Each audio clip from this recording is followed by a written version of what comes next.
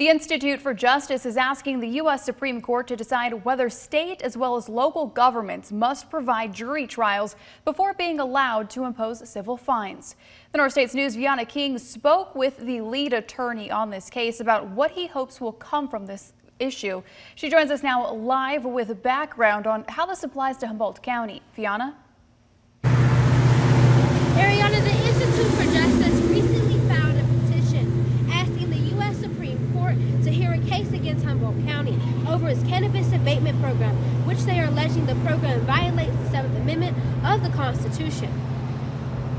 The case surrounds Humboldt County's cannabis abatement program, which resulted in fines amounting to tens of millions of dollars for a group of homeowners. Petitioners mentioned in the case include Doug and Corinne Thomas, Blue Graham, Rhonda Olson, and Cyril Glad, who all faced fines for allegedly cultivating cannabis despite them all claiming they never grew the plant on their properties, according to IJ. Would impose these fines to anyone that had unpermitted development on their property. If people were building greenhouses or garages or sheds without a permit, Humboldt presumed that inside of those sheds or greenhouses they must have been growing cannabis, or else they would have gotten a permit. The group previously succeeded in the Ninth Circuit back in December, arguing that the fines imposed by the program were unconstitutional. IJ is now requesting the Supreme Court determine whether these fines infringe upon the 7th Amendment right to a jury trial. The county was imposing these fines on people without regard for personal guilt. New purchasers, new homeowners were held responsible for things that happened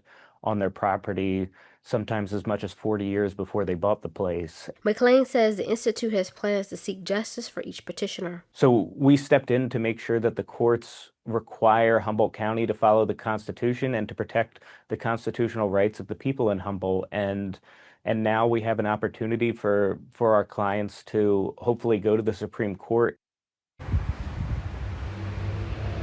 The case is currently in the discovery phase. There will be a conference held on June 17th. We did reach out to the county just before 4 o'clock this afternoon, although we have not heard back at this time. Live in Eureka, Vianna King, the North States News.